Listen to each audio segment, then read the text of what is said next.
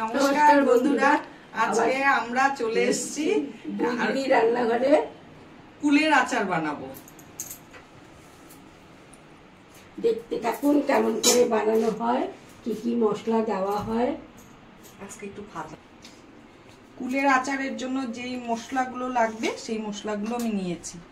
মৌরি, ধনে, মেথি, রাঁধুনি, গোটা জিরা, একটু কালো জিরা আর কটা শুকনো লঙ্কা। টক ঝাল মিষ্টি আচারটা হবে। প্রথম কড়াইতে শুকনো লঙ্কাগুলো দিব।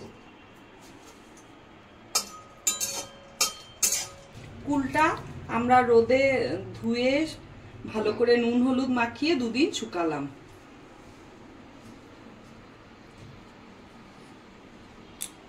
ধনেটা দিব,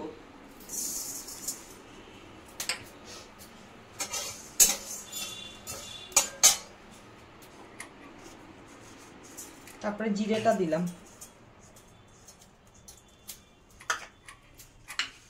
কালো জিরাটা দিব, রাঁধুনিটা দিব, মৌরিটা দিব,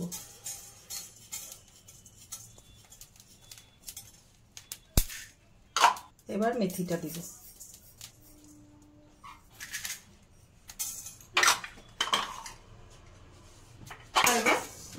ভেজে নিব ভালো করে।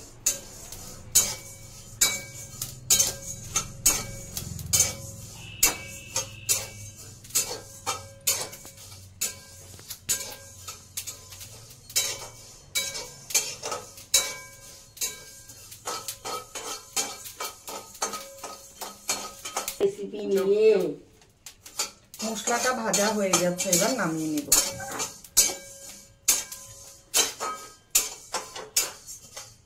গন্ধ বেরিয়েছে মশলাটা, দারুণ সুন্দর গন্ধ বেরিয়েছে।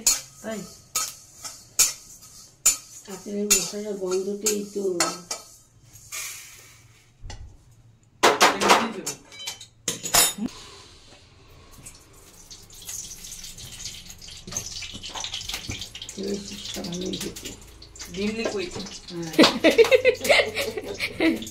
সবাই ভাবতে পারে যে এটা তেল দিচ্ছে না কি দিচ্ছে রে, কি জানি। ওইটাও আমি মনে মনে ভয় পাই, কিন্তু এটা আমার মনে হচ্ছে হয় না। এটা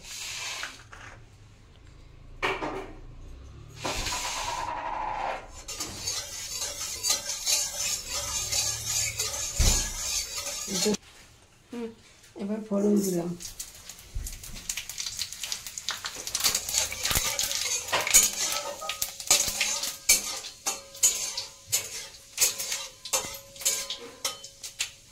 এবার ফুলগুলো ছেড়ে দিলাম।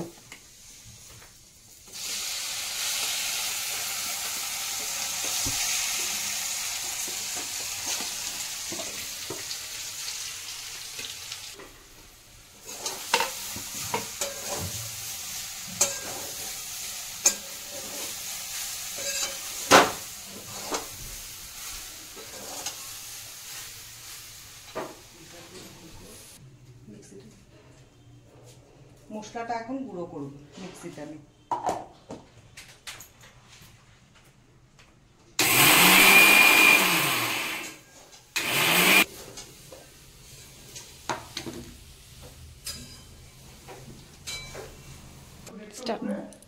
গুড় দিচ্ছি এখন। আমার হাফ কেজি কম কুল, আমি এতটা গুড় দিচ্ছি। এগুলো কিছু করতে হবে।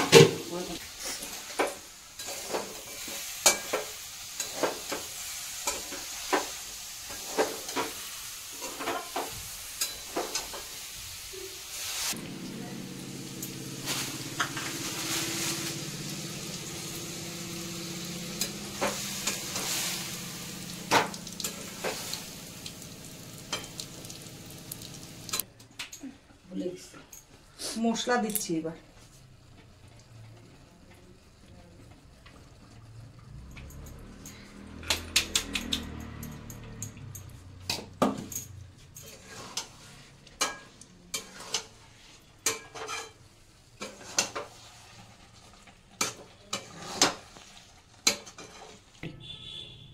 আমি আচারটা নিয়ে বসেছি, অল্পই নিয়েছি কারণ খুব সর্দি, খুব কাশি, ঠিক আছে, সেই জন্য অল্প একটু খেয়ে আপনাদের বলছি কেমন হয়েছে।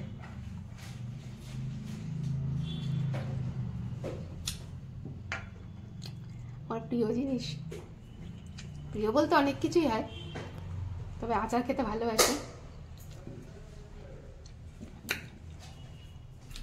দারুণ হয়েছে, দারুণ ভালো হচ্ছে?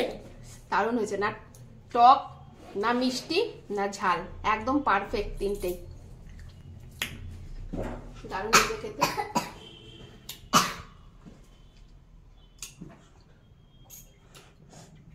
খুব ভালো হয়েছে, খুব সহজ পদ্ধতিতে বানানো, এমন কিছু খাটনি নেই। এটা সবাই যে কেউ বানাতে পারবেন আপনারা ঘরে বসে, ঠিক আছে? বানিয়ে দেখবেন একবার এরকম সহজ পদ্ধতিতে, খেয়ে দেখবেন।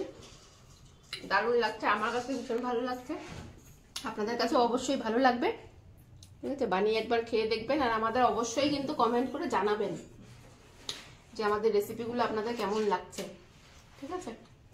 ভালো লাগলে ভিডিওটা লাইক করবেন, চ্যানেলটাকে সাবস্ক্রাইব তো করবেন অবশ্যই, আর শেয়ার করবেন বেশি বেশি করে, যাতে আরও অনেকে আমাদের এই ভিডিওগুলো দেখতে পায়।